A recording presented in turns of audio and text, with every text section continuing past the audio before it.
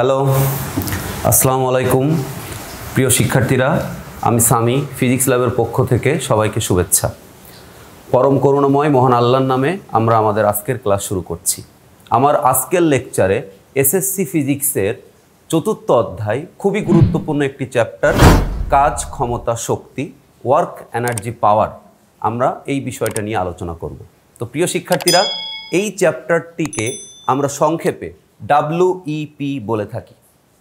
তো WEP আমরা এখানে লিখে রেখেছি তে ওয়ার্ক, ইতে এনার্জি, পিতে পাওয়ার। অর্থাৎ এই চ্যাপ্টার পড়ার সময় আমরা তিনটা ভিন্ন ভিন্ন পার্টে এই তিনটা বিষয় আলোচনা করব।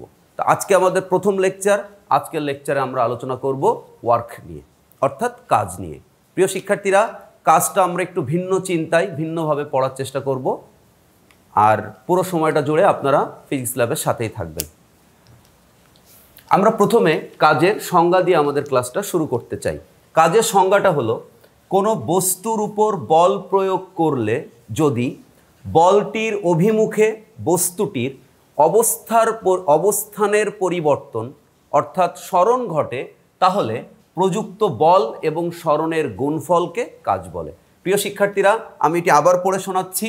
কোনো বস্তুর উপর বল প্রয়োগ করলে যদি বলটির অভিমুখে, অর্থাৎ যে বলটি আপনি প্রয়োগ করছেন সেই বলটি যেদিকে প্রয়োগ করছেন সেই দিকে বস্তুটির, অর্থাৎ যার উপরে বল প্রয়োগ করছেন তার অবস্থানের পরিবর্তন অর্থাৎ সরণ ঘটে, তবে প্রযুক্ত বল ও সরণের গুণফলকে কাজ বলে।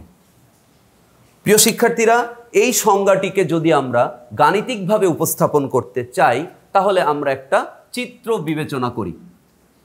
চিত্রটার নাম দিলাম ফিগার 1। ঠিক আছে, তাহলে আমরা এ অবস্থানে একটি কেজি ভরের বস্তু রেখেছি। এ অবস্থানে কেজি ভরের একটি বস্তু রেখেছি। কেজি ভরের বস্তুটির উপর আমি F পরিমাণ বল প্রয়োগ করেছি। F এখানে প্রযুক্ত বল। আমি F পরিমাণ বল প্রয়োগ করেছিলাম এ থেকে সি এর দিকে। আমি F পরিমাণ বল প্রয়োগ করেছিলাম এ থেকে সি এর দিকে। তাহলে প্রিয় শিক্ষার্থীরা, আমরা নিউটনের দ্বিতীয় সূত্র থেকেও জেনেছি প্রযুক্ত বলের দিকেই বস্তুর ভরবেগের পরিবর্তন ঘটে। তাহলে আমি বলটি যেহেতু এসি বরাবর প্রয়োগ করেছি, তাহলে কেজি ভরের বস্তুটি এ থেকে সি এর দিকেই তার সরণ ঘটবে। আমরা সেই সরণকে এস দ্বারা প্রকাশ করলাম। তাহলে কাজের সংজ্ঞাকে লেখা যায় W = বল ইন্টু সরণ, অর্থাৎ বল এখানে প্রযুক্ত বল F ইন্টু সরণ S। তাহলে W = FS, এটি হচ্ছে কাজের গাণিতিক সংজ্ঞা। ঠিক আছে, আচ্ছা, তাহলে আমরা এখন আরেকটু ডিটেইল কাজটা করতে চাই। এজন্য আমরা এই কাজের সংজ্ঞা থেকে বা যতটুকু আমরা এখানে পড়েছি সেখান থেকে কতগুলো কি পয়েন্ট নিয়ে আলোচনা করব। তার মানে কতগুলো গুরুত্বপূর্ণ বিষয় নিয়ে আলোচনা করব বা কিছু তথ্য সংগ্রহ করব, যেন আমরা কাজটা বর্তমান এবং ভবিষ্যতের জন্য ভালোভাবে বুঝতে পারি। তাহলে এই যে সংজ্ঞাটা এবং আমরা যে চিত্র 1 নিয়ে আলোচনা করলাম এবং সেখান থেকে W = FS একটি সমীকরণ পেলাম, আমরা সেটিকে ব্যাখ্যা করার জন্য আসলে কিছু গুরুত্বপূর্ণ তথ্য এখানে আলোচনা করব। তো প্রথম যে তথ্যটি আমাদের জন্য প্রয়োজন বা আমরা প্রথম যে তথ্যটি এই সংজ্ঞা থেকে পেতে পারি সেটি হলো, যদি কাজ সম্পাদিত করতে হয় বা সম্পাদিত হয়, তাহলে প্রযুক্ত বল থাকবে, অর্থাৎ অবশ্যই কাজ করতে গেলে বল প্রয়োগ করতে হবে।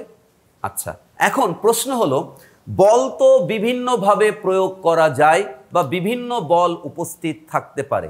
তাহলে আমরা কি ধরনের বল বা কোন বল নিয়ে আলোচনা করব? প্রিয় শিক্ষার্থীরা, আমাদেরকে মনে রাখতে হবে এসএসসি ফিজিক্সের এই চ্যাপ্টারে আমরা কাজের সংজ্ঞা যে বল ব্যবহার করব বা যে ধরনের বল ব্যবহার করব সেটি হলো ধ্রুব বল। আপনারা হয়তো একটু চিন্তায় পড়ে গেছেন যে ধ্রুব বল আবার কি।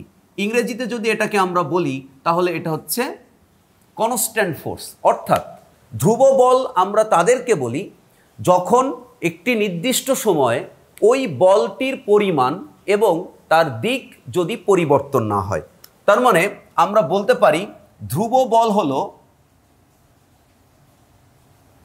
ধ্রুব বলটাকে যদি আমরা সংজ্ঞায়িত করতে চাই তাহলে ক্রিয়াকালীন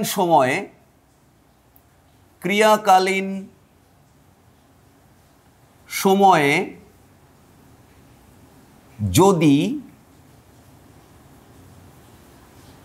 যদি প্রযুক্ত বলের মান ও দিক অপরিবর্তিত থাকবে।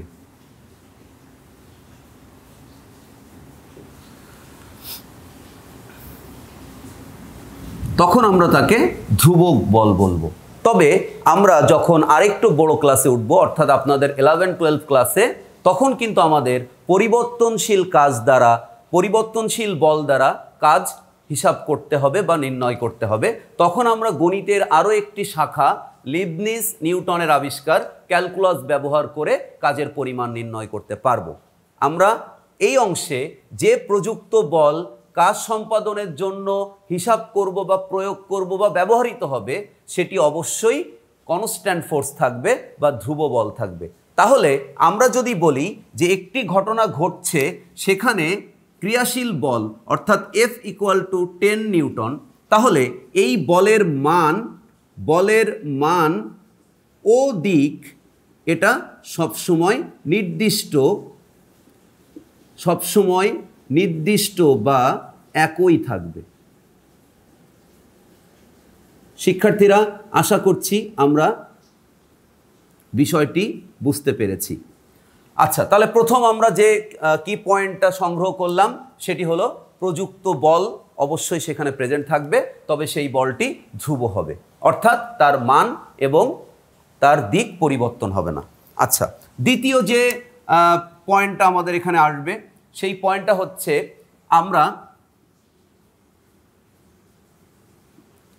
আমরা কাজ সম্পাদনের জন্য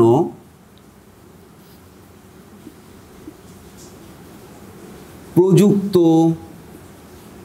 বল নির্দিষ্টভাবে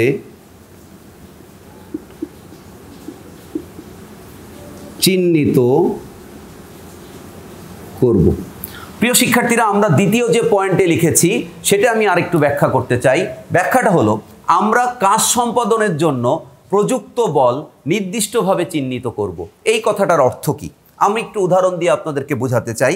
আমরা ধরে নিলাম এখানে একটি বস্তু রয়েছে, আমরা এই বস্তুর উপরে বল প্রয়োগ করেছি F1। আমরা তো এই বলটা বস্তুর উপরে যান্ত্রিকভাবে প্রয়োগ করেছি, কিন্তু এই বস্তুটির একটি ওজনজনিত বল, সেটি কিন্তু, বা আমরা এটাকে বলতেছি ওজনজনিত বল, বা আমরা যদি এটাকে আরেকটু ভেঙে বলি তাহলে এটা অভিকর্ষ বল, বা আমরা যদি একদম ডিরেক্টলি বলি তাহলে সেটা পৃথিবী কর্তৃক আকর্ষণ বল। তাহলে আমরা এখানে তো দুটো বল ক্রিয়াশীল। যদি আপনাকে কাজ সম্পাদন করতে হয়, আপনাকে ডিরেক্টলি বলে দিতে হবে যে F1 এর জন্য আমি কাজ সম্পাদন করব নাকি আমি W বা ওজনজনিত বলের জন্য কাজ সম্পাদন করব। প্রিয় শিক্ষার্থীরা, এই বিষয়টি আমাদের বারবার কাজে লাগবে যে আমরা কাজ সম্পাদনের জন্য যে প্রযুক্ত বলের কথা বলছি সেই প্রযুক্ত বল মানে কোনটি হবে, মানে কোন বলের দ্বারা আমরা কাজ হিসাব করতে চাইব। ওকে, আমরা যে 3 নাম্বার কি পয়েন্ট যেটা আমরা এখানে হিসাব করতে চাই, আমাদের 3 নাম্বার কি পয়েন্টটা হলো অবশ্যই বল প্রযুক্ত থাকলেই হবে না, সেই প্রযুক্ত বলের জন্য সরণ ঘটতে হবে। প্রিয় শিক্ষার্থীরা, আমরা সংজ্ঞা থেকে কিন্তু এটা বলতে পারি যে কাজ = বল × সরণ। এখন কোশ্চেন হলো এই সরণ সরণ বলের অভিমুখে আমরা হিসাব করব। প্রিয় শিক্ষার্থীরা, তাহলে প্রযুক্ত বল থাকবে, প্রযুক্ত বলের জন্য সরণ ঘটবে, এবং আমরা বলছি অবস্থানের পরিবর্তন, আমরা বলছি সরণ, তার মানে অবস্থানের পরিবর্তনকে তো দূরত্বও বলা যায়, কিন্তু আমরা কিন্তু এখানে সরণ বলছি কারণ তার নির্দিষ্ট দিক আছে, অর্থাৎ ওই সরণের দিক আসলে বলের দিকেই হবে। এখন এই কারণে আমরা সংজ্ঞার ভেতরও লিখেছিলাম বলের অভিমুখে সরণটি ঘটবে। আচ্ছা, এবার আমরা 4 নম্বর কি পয়েন্ট, খুবই গুরুত্বপূর্ণ একটি কি পয়েন্ট, সেটা হলো আমরা যে এই যে সরণের কথা বলছি, এই সরণটা আমরা কতটুকু বিবেচনা করব বা কতক্ষণ ধরে বা কোনটুকু সরণ আমরা বিবেচনা করব কাজ নির্ণয়ের জন্য। তো প্রিয় শিক্ষার্থীরা, আমি এখানে একটু উদাহরণ দিতে চাই আপনাদের। আপনারা যে তৃতীয় চ্যাপ্টার অর্থাৎ আমরা এর আগের যে অধ্যায়টি পড়েছি সেখানে আমরা বলেছিলাম এরকম কিছু উদাহরণ সেখানে ছিল যে এখানে একটা বস্তু আছে, এই বস্তুটার ভর m কেজি, বস্তুটি এ অবস্থানে রয়েছে, আমি বস্তুটির উপর F পরিমাণ বল প্রয়োগ করেছি। F পরিমাণ বল প্রয়োগ করার কারণে বস্তুটি এ অবস্থান থেকে ধীরে ধীরে সামনের দিকে অগ্রসর হলো। তাহলে এ অবস্থান থেকে বস্তুটি বি অবস্থানে গেল, এর জন্য তার সরণ হলো S1। আমরা মনে রাখবো এই এ থেকে বিতে যাওয়ার এই মধ্যবর্তী যে সরণ বা দূরত্ব বা এই যে সে যতটুকু তার অবস্থানের পরিবর্তন হয়েছে সব জায়গায় আসলে এখানেও এফ বল ক্রিয়াশীল ছিল, এখানেও এফ বল ক্রিয়াশীল ছিল, এখানেও এফ বল ক্রিয়াশীল ছিল, তার মানে এফ বলটা এ থেকে বিতে ক্রিয়াশীল আছে। আপনি এখন বললেন যে এফ বলটি আমি আর প্রয়োগ করছি না, অর্থাৎ বি অবস্থানে আসার পর আপনি বললেন এফ ইকুয়াল টু 0। তাহলে আপনি একটু চিন্তা করেন, এ বস্তুটা গতিশীল হয়েছিল স্থির অবস্থান থেকে, আপনি তার উপরে বল প্রযুক্ত রেখেছিলেন। যদি আপনি ওই প্রযুক্ত বলটা উঠিয়ে নেন তাহলে কি সাথে সাথেই সে বি অবস্থানে স্থির হয়ে যাবে? মোটেও কিন্তু সে বি অবস্থানে স্থির হবে না। প্রযুক্ত বল না থাকলেও সে কিন্তু সামনের দিকে অগ্রসর হয়ে সি বিন্দুতে আসবে। ঠিক আছে, এখন প্রশ্ন হলো এই বি থেকে সি, সেখানেও তো তার অবস্থানের পরিবর্তন ঘটেছে। তাহলে কাজ নির্ণয়ের ক্ষেত্রে আমরা যখন W equal to F S লিখব তখন কি আমরা S1 প্লাস S2 লিখব? প্রিয় শিক্ষার্থীরা, আপনাদেরকে মনে রাখতে হবে সরণ কতটুকু নিব এটাও কিন্তু খুব গুরুত্বপূর্ণ একটি পয়েন্ট। ওকে, তাহলে আমরা সরণ কতটুকু নিব আপনাকে মনে রাখতে হবে। বলের ক্রিয়া কালীন সময় পর্যন্ত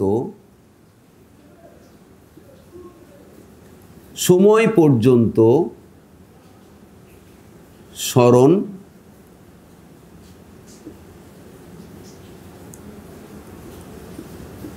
নিতে হবে। তাহলে প্রিয় শিক্ষার্থীরা, আমরা এখানে S2 এই অংশটা সরণ নিব না, এই অংশটা সরণ নিব না।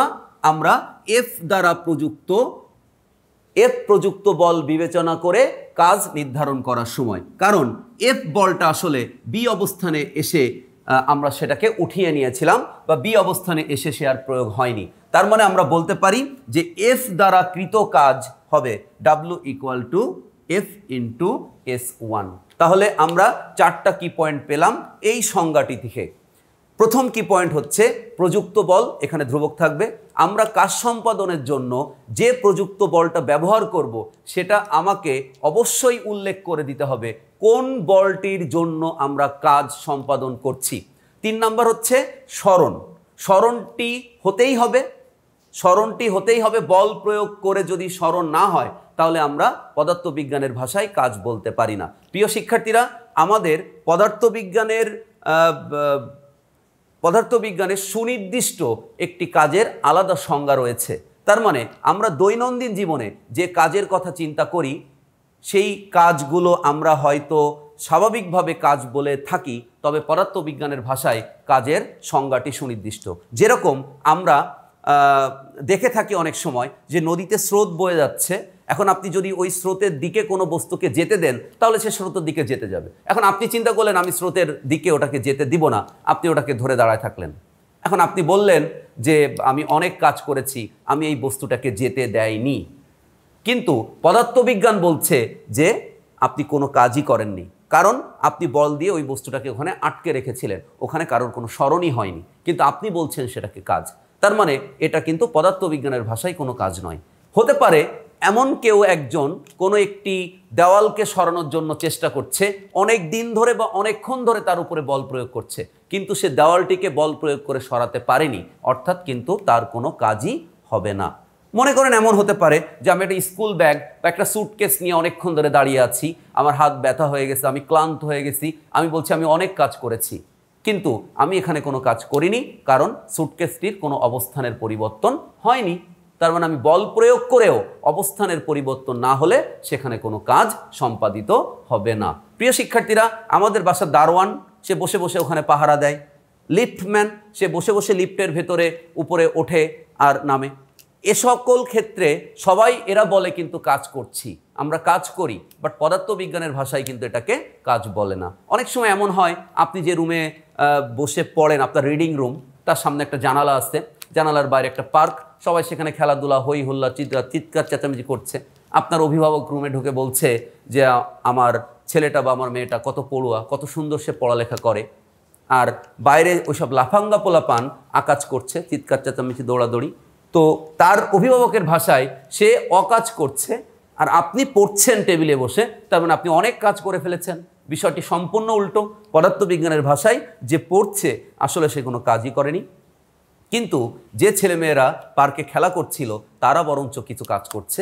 তাই বলে আপনারা পড়ালেখা বাদ দিয়ে মোটেও পার্কে যে অপ্রয়োজনে খেলাধুলা করার প্রয়োজন নেই।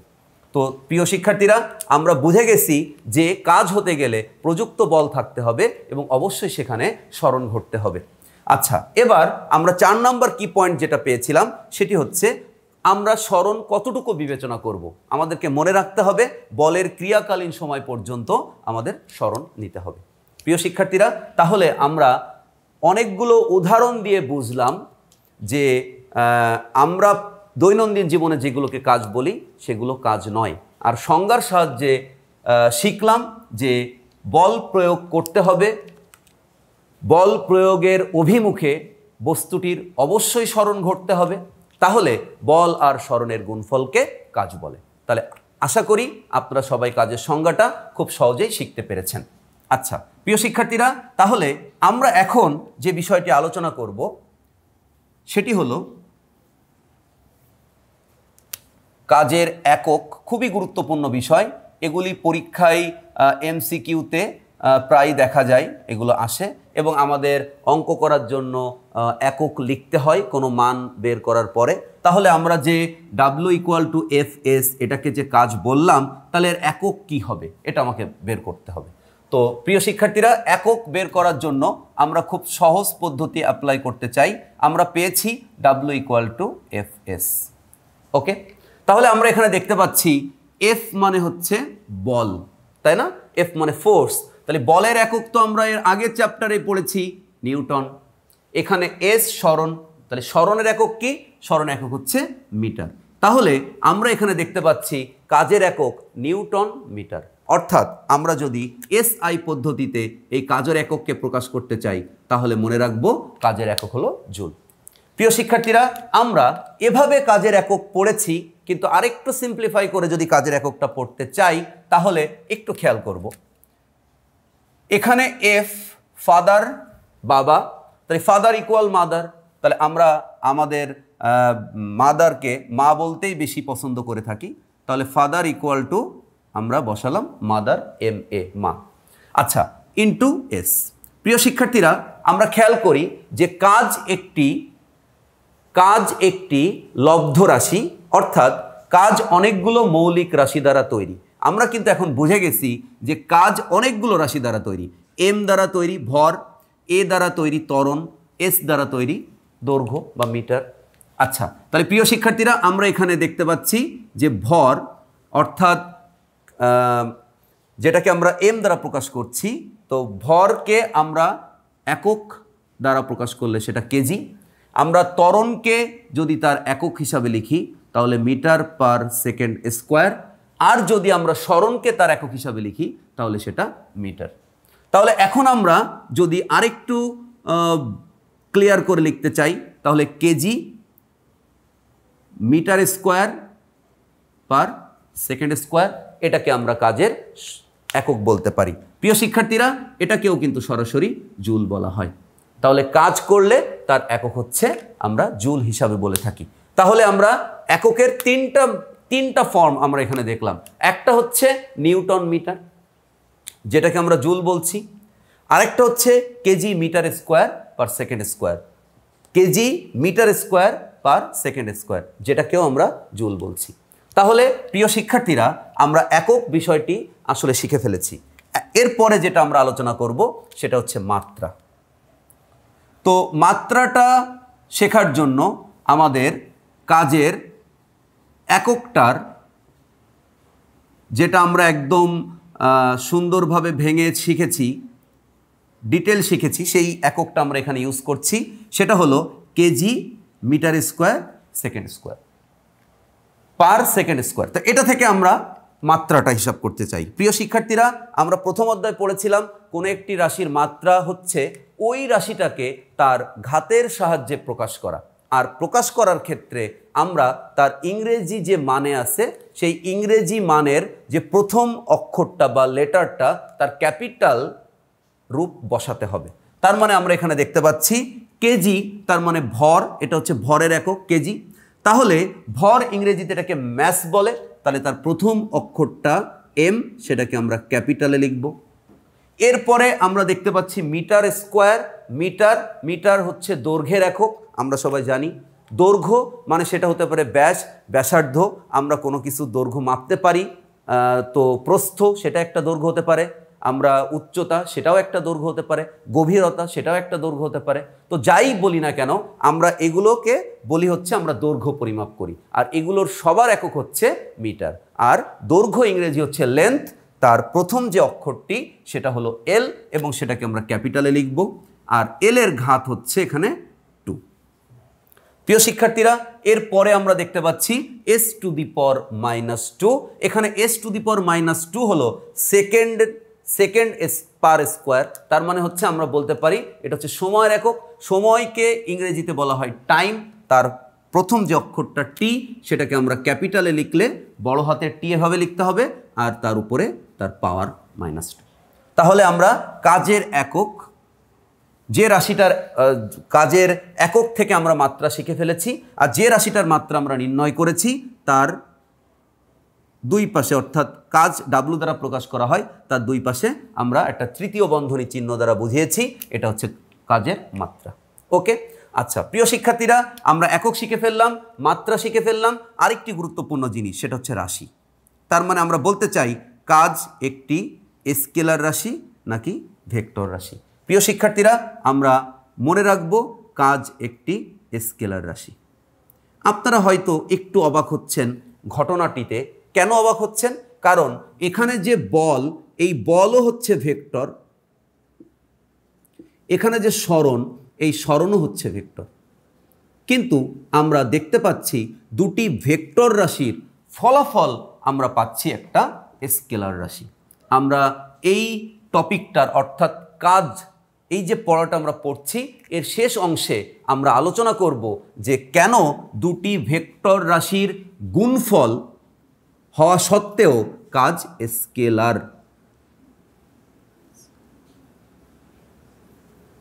রাশি।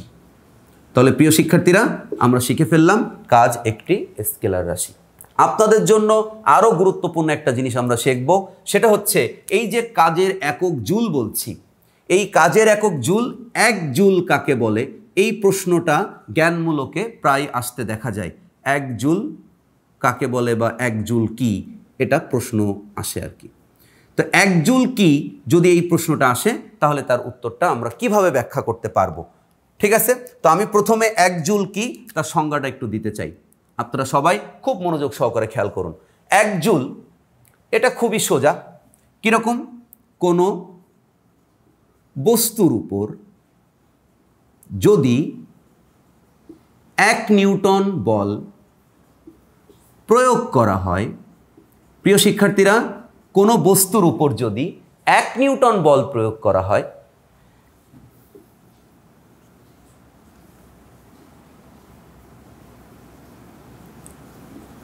তবে 1 মিটার সরণ হলে সম্পাদিত কাজের পরিমাণকে 1 জুল বলে। প্রিয় শিক্ষার্থীরা, এটাকে আমি আরেকবার বলছি। কোনো বস্তুর উপর যদি 1 নিউটন বল প্রয়োগ করা হয় তবে 1 মিটার সরণ হলে সম্পাদিত কাজের পরিমাণকে 1 জুল বলে। প্রিয় শিক্ষার্থীরা, এটা আমরা কিভাবে মনে রাখবো? এটা আমরা খুব সহজে মনে রাখতে পারবো। আপনারা শুধু এই জায়গাটা একটু খেয়াল করেন, W = Fs, F newton metre. আপনারা এখানে মনে রাখবেন নিউটন মানে আপনি 1 নিউটন বল প্রয়োগ করবেন, 1 নিউটন বলের জন্য আপনার 1 মিটার সরণ হবে, তাহলে আপনার সম্পাদিত কাজের পরিমাণ হবে হচ্ছে 1 জুল। তাই আমরা সংজ্ঞাটা একটু ডিটেল লিখেছি। আপনাদের এটা মুখস্থ করার দরকার নেই, আপনারা এটা মনে রাখতে পারবেন এই টেকনিকটা অবলম্বন করলে। 1 নিউটন বল প্রয়োগ করবেন কোনো বস্তুর উপর, তার জন্য তার 1 মিটার সরণ হবে, আর 1 মিটার সরণ হলে যতটুকু কাজ সম্পাদিত হবে সেই সম্পাদিত কাজের পরিমাণ হবে 1 জুল। প্রিয় শিক্ষার্থীরা, তাহলে জুলের সংজ্ঞা আমরা শিখে ফেলেছি। তাহলে আমরা দেখলাম যে আমরা কাজের সংজ্ঞা পড়েছি এবং কাজের খুব 4টা গুরুত্বপূর্ণ কি পয়েন্ট আমরা পড়ছি। আমরা কি পয়েন্টগুলো আরেকবার বলতে চাই, বলে আমরা আমাদের ফিগার 2 অর্থাৎ পরবর্তী প্রবলেমে চলে যাব। প্রযুক্ত বল থাকতে হবে, এই প্রযুক্ত বল হবে ধ্রুব বল। আমরা কাজ সম্পাদনের জন্য প্রযুক্ত বল নির্দিষ্টভাবে চিহ্নিত করব, আর অবশ্যই বল প্রযুক্ত হলে সেখানে সরণ ঘটতে হবে, ঠিক আছে? এবং সরণ ঘটার বা সরণের দিক হবে বা অবস্থানের পরিবর্তনের দিক হবে প্রযুক্ত বলের অভিমুখে। আর বলের ক্রিয়াকালীন সময় পর্যন্ত যে সরণ আমরা নিব, এই সরণটা যখন বল থাকবে না বা যে বলের জন্য আমরা কাজ সম্পাদিত করতে চাই সেই বল অনুপস্থিতি হলে সেখানে আর সরণ বিবেচনা করা যাবে না। যতক্ষণ পর্যন্ত ওই বল ক্রিয়াশীল থাকবে ততক্ষণ ধরেই আমরা সরণটা বিবেচনা করব। প্রিয় শিক্ষার্থীরা, আমি এখন যে বিষয়টি আলোচনা করব সেটি হলো বা এই বিষয়টি আলোচনা করার কারণ হলো, আমি যদি বস্তুর উপর বল প্রয়োগ করি আর যদি সেই প্রয়োগ বিন্দুর দিকে যদি সরণটি না হয়, তাহলে কি আমরা কাজের পরিমাণ নির্ণয় করতে পারবো না?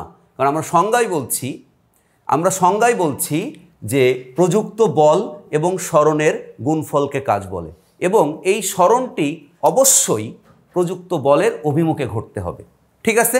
তাহলে যে সংজ্ঞাটি আমরা এখন শিখেছিলাম সেই সংজ্ঞাটি থেকে আমরা আরেকটু আপডেট সংজ্ঞা পেয়েছি, সেটা আমরা আমাদের বোর্ডে লিখে রাখছি। আমরা এখন বলবো কাজ W = বল ইন্টু বলের দিকে সরণ। ওকে, এখন আমরা নতুন একটি বিষয় নিয়ে আলোচনা করব, যে বিষয়টি হচ্ছে যদি সরণটি বলের দিকে না ঘটে তাহলে আমরা কাজের পরিমাণ কিভাবে নির্ণয় করতে পারি। তো সেজন্য আমরা দ্বিতীয় চিত্রটি আঁকব। তো আমাদের দ্বিতীয় চিত্রটি এমন হবে, তাহলে ফিগার 2।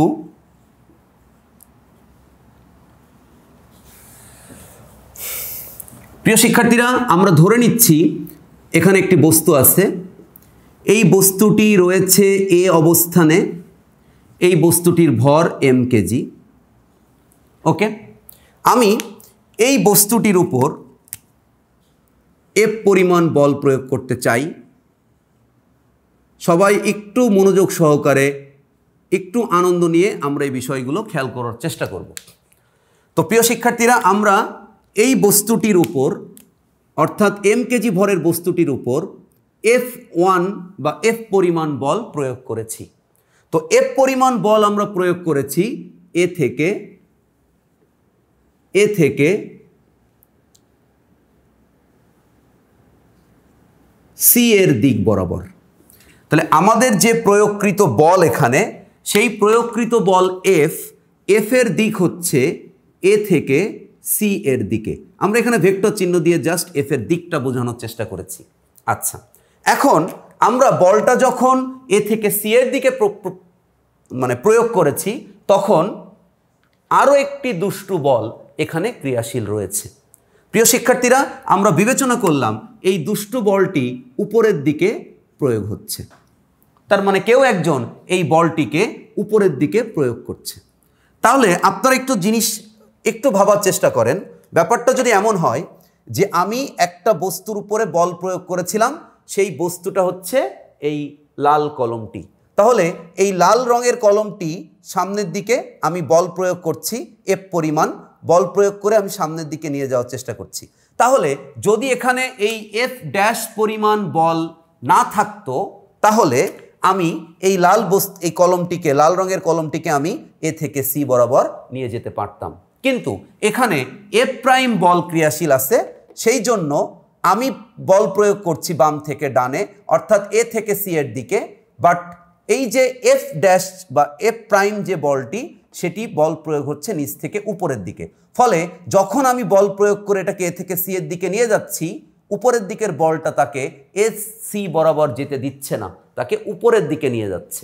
তাহলে প্রিয় শিক্ষার্থীরা, এরকম একটা ঘটনা যদি ঘটে, তাহলে আমরা নির্দ্বিধায় বলতে পারি বস্তুটি, এম ভরের বস্তুটি এ সি বরাবর না গিয়ে এম ভরের বস্তুটি আমরা বিবেচনা করলাম যে সে এ বি বরাবর গেল।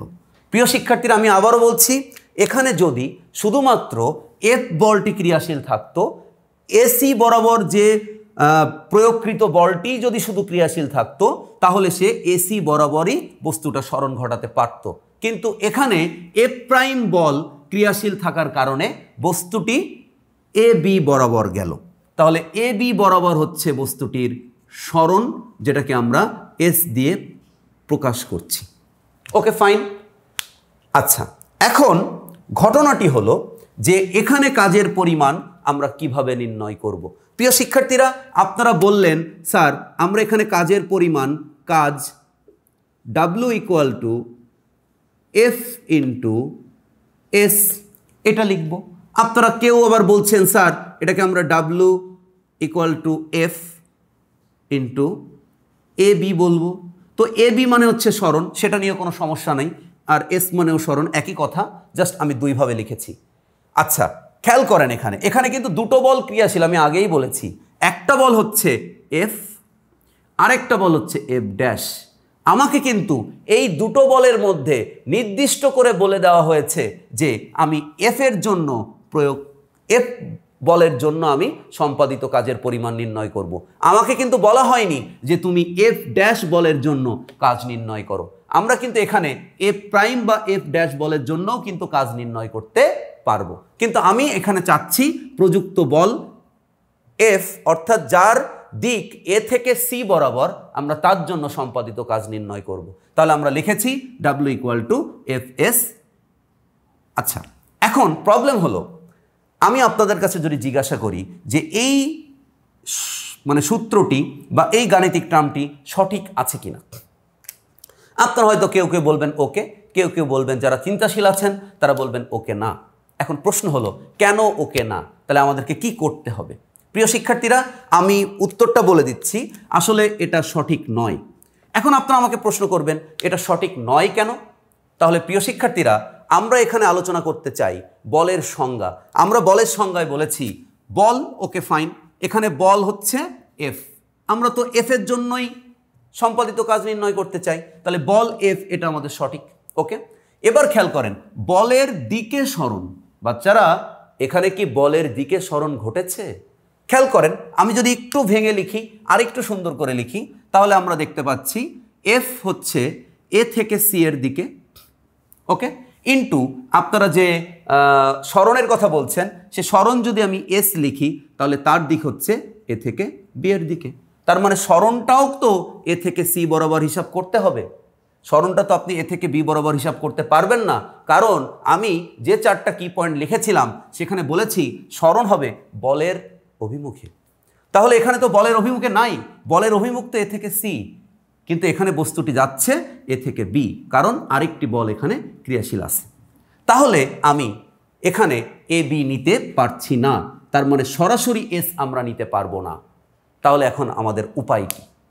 তো এই উপায়টি খোঁজার জন্য আমরা চেষ্টা করেছিলাম এবং আমরা দেখলাম যে আসলে আমরা যখন ফিগার 1 এঁকেছিলাম, আমি একটু ব্যাখ্যা দিচ্ছি এখানে। আমরা যখন ফিগার 1 এঁকেছিলাম, সবাই একটু খেয়াল করেন, আমি আবার এই পুরোনো পড়াটা পড়াচ্ছি। এখানে একটি বস্তু ছিল, এই বস্তুর উপরে আপনি বল প্রয়োগ করেছিলেন, এই বস্তুর উপরে আপনি বল প্রয়োগ করেছিলেন, বলের প্রয়োগ বিন্দুর দিকেই আসলে সরণটি সংঘটিত হয়েছিল। অর্থাৎ আপনি যদি বলকে এরকম একটি ভেক্টর চিহ্ন দিয়ে লেখেন, বল তো আসলেই ভেক্টর, আর যদি আপনি সেই প্রয়োগ বিন্দু থেকে তার সরণের দিকটাকে এভাবে লেখেন, তাহলে খেয়াল করেন এই বল অর্থাৎ এফ আর তার দিকে যে সরণ এস, এর যে মধ্যবর্তী কোণ, সেই মধ্যবর্তী কোণ থিটা ইকুয়াল টু 0। এই জন্য আপনি লিখতে পেরেছিলেন W equal to F S figure 1 থেকে। প্রিয় শিক্ষার্থীরা,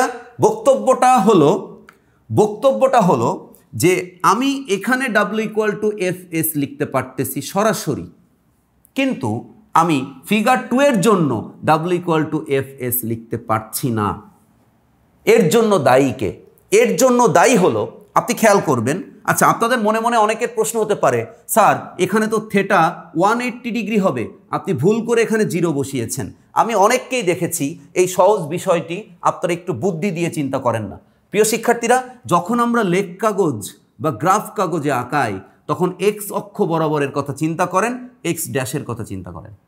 ঠিক আছে, ওকে ফাইন।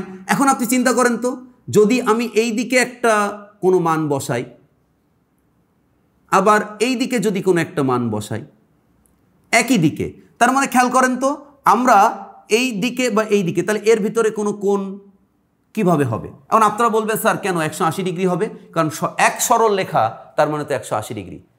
প্রিয় শিক্ষার্থীরা, এখানে কি আমরা সরল রেখা বসাচ্ছি?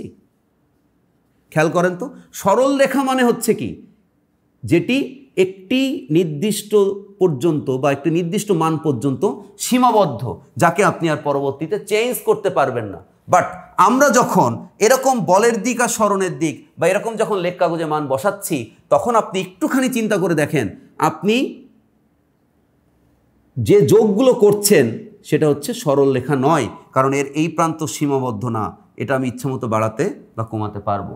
তার মানে এটা হচ্ছে দুটি রেখা অংশের যোগফল। তো দুটি রেখা অংশের ওই বিন্দুতে কোনো কোণ নাই। কিন্তু যদি এরকম হতো একটা সরল রেখা, তাহলে সেখানে আমরা 180 ডিগ্রি কোণ বলতে পারতাম। তাহলে প্রিয় শিক্ষার্থীরা, আপনারা অলরেডি বুঝে গেছেন যে আসলে আমরা figure 1 A W equal to F S লিখতে পেরেছিলাম, তার জন্য দায়ী ছিল হচ্ছে থেটা। কোন থেটা? Theta equal two 0। তার মানে এটাকে যদি আমরা বাংলায় সুন্দরভাবে লিখতে চাই, তাহলে আমাদেরকে লিখতে হবে প্রযুক্ত বলের দিক ও সরণের দিকের মধ্যবর্তী কোণ থিটা ইকুয়াল টু 0। এই কারণে আমরা figure 1 A W equal to F S লিখতে পেরেছি। প্রিয় শিক্ষার্থীরা, যদি আপনি ফিগার 2 এর কথা চিন্তা করেন, আমরা এখন ফিগার 2 এর কথা যদি চিন্তা করি, তাহলে আমরা দেখতে পাবো আমরা যে বলটা প্রয়োগ করেছি, ঠিক আছে, তার প্রয়োগ বিন্দু থেকে ওই বস্তুটির যে সরণ ঘটেছে তার মধ্যবর্তী কোণ কিন্তু 0 ডিগ্রি নয়, তার মধ্যবর্তী কোণ কিন্তু থিটা। প্রিয় শিক্ষার্থীরা, তাহলে আমি এই যে থিটা যে কোণটা, এই কোণটার জন্যই আসলে আমি এ W equal to F S লিখতে পারছি না। প্রিয় শিক্ষার্থীরা, তাহলে আমাদের প্রশ্নের উত্তর আমরা পেয়ে গিয়েছি যে আমরা figure 1 A W equal to F S লিখেছিলাম, কারণ বল যেদিকে সরণের অভিমুখ বা বলের অভিমুখেই সরণ, অর্থাৎ বল এবং সরণের দিকের মধ্যবর্তী কোণ হচ্ছে 0। বাট আমরা এখানে স্পষ্টতই দেখতে পাচ্ছি যে আমি এ অবস্থানে থাকা এম কেজি ভরের উপর বল প্রয়োগ করেছিলাম, সেখানে আরও একটি বল ক্রিয়াশীল ছিল, সেই জন্য আমরা কাজ সম্পাদনের জন্য যে প্রযুক্ত বলের কথা হিসাব করছি, সেই প্রযুক্ত বলের দিকের সাথে সরণের দিক এর কোণের পরিমাণ 0 ডিগ্রি নয়, এর কোণের পরিমাণ হচ্ছে থিটা ডিগ্রি। আপনারা এখন আমাকে প্রশ্ন করলেন, স্যার তাহলে সমাধান কি? আমরা কি তাহলে এটার কাজের পরিমাণ বের করতে পারবো না? তখন আমি বললাম, হ্যাঁ আপনি অবশ্যই কাজের পরিমাণ বের করতে পারবেন। তাহলে আমাকে কি করতে হবে? আমাকে গণিতের সাহায্য নিতে হবে। আমরা সবাই জানি প্রাণের মাঝে গণিত বাজে, যদি গণিত না বাজে তাহলে কিন্তু আমরা কোনো কিছুই সলভ করতে পারবো না, বিজ্ঞান পড়া আমাদের বৃথা হয়ে যাবে। তাহলে আমরা এখন গণিত বা জ্যামিতির সাহায্য নিব। কীরকম? আমরা এই যে বস্তুটার সরণ এ থেকে বি, তাহলে শেষ অবস্থান থেকে বলের অভিমুখ মানে এ থেকে সি এই বরাবর আমরা একটা লম্ব টানব, ঠিক আছে, যেটি এসিকে ডি বিন্দুতে ছেদ করেছে। তাহলে আমাদের সংজ্ঞাটা হলো বলের দিকে সরণ নিতে হবে। তাহলে বলের দিকে তো সরণ ঘটেনি, কিন্তু আমরা বি অবস্থান থেকে বা বি বিন্দু থেকে একটা লম্ব টেনে বলের অভিমুখে একটি অংশকে বিবেচনা করেছি, যে অংশটাকে আমরা বলছি এক্স, অর্থাৎ এডি। তাহলে প্রিয় শিক্ষার্থীরা, আমরা এখন কাজের সংজ্ঞায় লিখতে হবে আমাদের যে, আচ্ছা কাজের সংজ্ঞায় কার দ্বারা সম্পাদিত কাজ? এখানে এফ বল দ্বারা সম্পাদিত কাজ। তাহলে এফ বল দ্বারা সম্পাদিত কাজ হচ্ছে W equal to F into এডি। যদি আপনারা আরেকটু সুন্দর করে লিখতে চান তাহলে এফ ইন্টু এক্স। আচ্ছা প্রিয় শিক্ষার্থীরা, তাহলে আমি আরেকবার বিষয়টা বলি। আমাকে তাহলে এখানে এক্স এর ইয়েটা কি, আমি এই পাশে লেখাগুলো একটু মুছে দেই। আমরা এখন লিখব এক্সটা কি, এক্স এর তথ্যটা আমরা এখানে সংগ্রহ করার চেষ্টা করব। তো এখানে এক্স হলো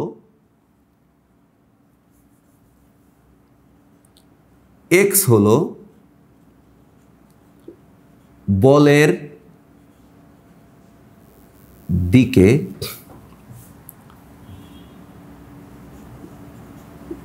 সরণ এস এর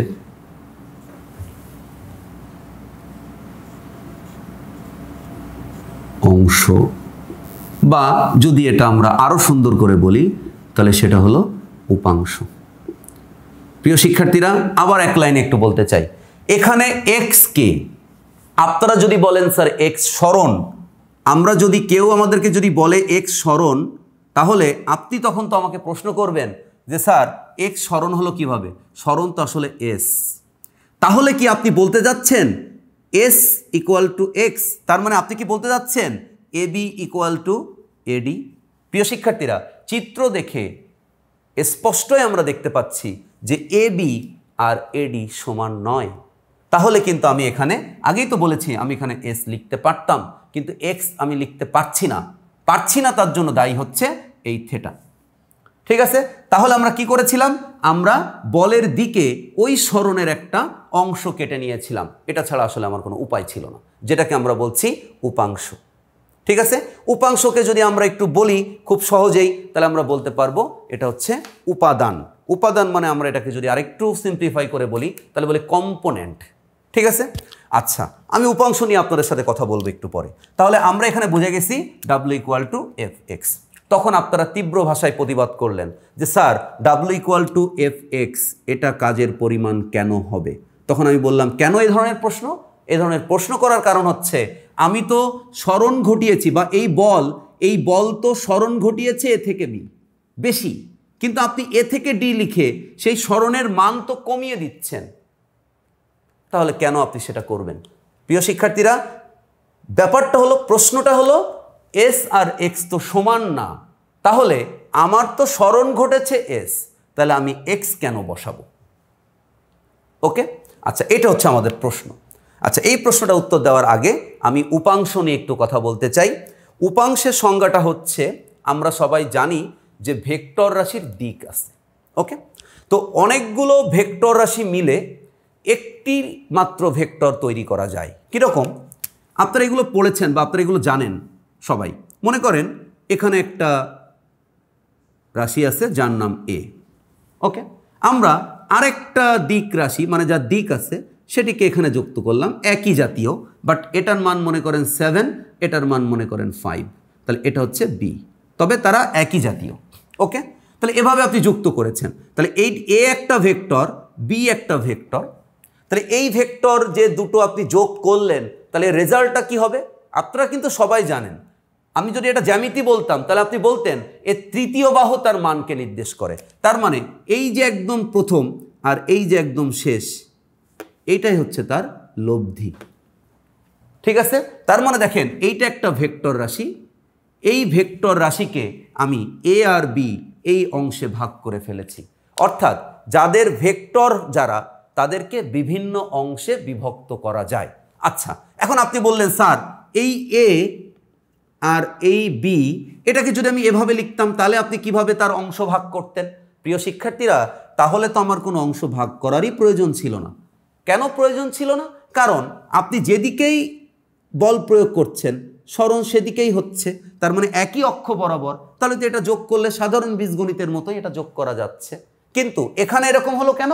এখানে এরকম হলো তার কারণ হচ্ছে আমি তো এই যে লব্ধিটার কথা বলছি আর এইটা তো আসলে এক্স অক্ষ বরাবর ছিল না। আপনি যদি এটার কথা চিন্তা করেন তাহলে এক্স অক্ষের সাথে এর এখান থেকেই তো একটা কোণ উৎপন্ন হয়ে যাচ্ছে। বুঝছি না বুঝি নাই?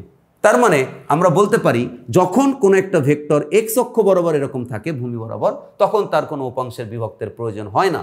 কিন্তু যখন সে বিভিন্ন কোণে বা হেলে থাকে বা তার ভিন্ন দিক থাকে তখন আমরা সেটাকে বিভিন্ন অংশে ভাগ করে ফেলতে পারি। তাহলে এখানে সরণ, সে সরণ নিজেও একটা ভেক্টর রাশি। ঠিক আছে, তাহলে সেই ভেক্টর রাশিটা আমরা দেখতে পাচ্ছি প্রয়োগকৃত বলের সাথে থিটা ডিগ্রি কোণে আছে। তাহলে আমার প্রযুক্ত বলের দিকেই সরণটা বিবেচনা করতে হবে। তাই প্রযুক্ত বলের দিকেই যেহেতু আমি সরণটা বিবেচনা করব, সেহেতু আমি সরণটা এবি বরাবর নিতে পারি না। বলের দিকে নেওয়ার জন্যই আমি লম্ব টেনে একটা অংশ বিবেচনা করে নিয়েছি। ঠিক আছে, তো সেই জন্য আমরা বলছি এক্স হলো বলের দিকে সরণ এস এর অংশ বা উপাংশ। আচ্ছা প্রিয় শিক্ষার্থীরা, তাহলে একটা ভেক্টর রাশির এরকম কতগুলো উপাংশ থাকতে পারে? আপনাদেরকে মনে রাখতে হবে এরকম একটা ভেক্টর রাশির দুটো উপাংশ থাকতে পারে। একটা হচ্ছে ভূমি উপাংশ আর একটা হচ্ছে লম্ব উপাংশ। আমরা যখন গতি অধ্যায় পড়েছিলাম তখন আমরা অনেকগুলো এরকম গ্রাফ এঁকেছিলাম। মনে করেন আমরা এরকম একটা গ্রাফ এঁকেছি, এইদিকে আমরা এক্স অক্ষ বরাবর আমরা টির মান নিয়েছিলাম, আমরা ওয়াই অক্ষ বরাবর ভি এর মান নিয়েছিলাম।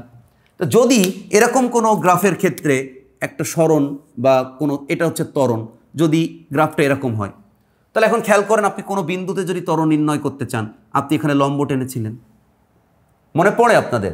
আচ্ছা, এই লম্ব থেকে তার মানে এইখান থেকে এইটুক আর এখান থেকে এইটুক, আপনি এটাকে বলেছিলেন টি, এটাকে বলেছিলেন ভি।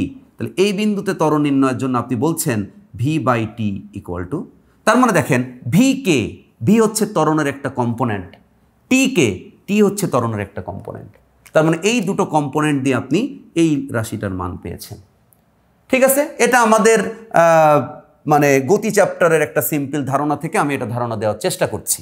ঠিক আছে, এরকমভাবে যদি আমরা এরকম বলি যে এইটা একটা লব্ধি বা এটা একটা সরণ, ঠিক আছে, তাহলে এই সরণ যদি আপনি গ্রাফ কাগজে আঁকাতে চান তাহলে আপনি যদি এই সরণের থেকে এখানে যদি লম্ব টানেন তাহলে এইটা হবে হচ্ছে লম্ব উপাংশ, আর এখান থেকে এইটুক হবে হচ্ছে ভূমি উপাংশ। ঠিক আছে, তাহলে আমরা এই যে আর এই যে লব্ধিটার বা এই যে ভেক্টরটার এরকমভাবে আমরা তার লম্ব উপাংশ এবং ভূমি উপাংশ পরিমাপ করতে পারি। ঠিক আছে, তাহলে আমরা এখানে দেখছি এ বি, এই যে অংশটা, এই এ বি অংশটা সরণ আমরা ব্যবহার করতে পারছি না এই থেটার জন্য, সেই জন্য আমরা এখানে এক্স অংশ বিবেচনা করেছি। তবে এক্স অংশ বিবেচনা করেই আমরা মুক্তি পাইনি, কারণ এক্স আর এস সমান না কেন? সেটা হচ্ছে এই থেটার জন্য। ঠিক আছে, তাহলে আমরা এখন এই এক্সের মান বের করতে চাই। ঠিক আছে, আচ্ছা, এই এক্সের মান আমরা বুঝে ফেলছি যে এস হচ্ছে সরণের অংশ, তবে এই অংশের মান কত? প্রিয় শিক্ষার্থীরা, আমরা চিত্রের দিকে নজর দিতে চাই। চিত্রে হচ্ছে এ বি ডি একটি ত্রিভুজ, এবং আমরা দেখতে পাচ্ছি এর ডি কোণটা আসলে 90 ডিগ্রি, তার মানে এটা একটা সমকোণী ত্রিভুজ। তাহলে এই সমকোণী ত্রিভুজের যদি আমরা বিবেচনা করতে চাই তাহলে আমরা ভূমি equal to eddy equal to x লিখতে চাই, আর এর অতিভুজ হচ্ছে এস। আচ্ছা, এর লম্ব হলো বিডি, আর এর বিবেচনাধীন কোণ, যে কোণটা আমরা এখানে আলোচনা করছি সেই কোণটা হলো এ ইকুয়াল টু থিটা। আচ্ছা প্রিয় শিক্ষার্থীরা, আপনারা এখানে খেয়াল করবেন, আমরা কিন্তু ভূমি জানি এক্স, আমরা অতিভুজ মানে সরণ সেটা জানি এস, আমরা কিন্তু লম্বটা এখানে জানি না। তাহলে আমরা এখানে দেখতে পাচ্ছি এই অতিভুজটার একটা অংশ হচ্ছে এক্স।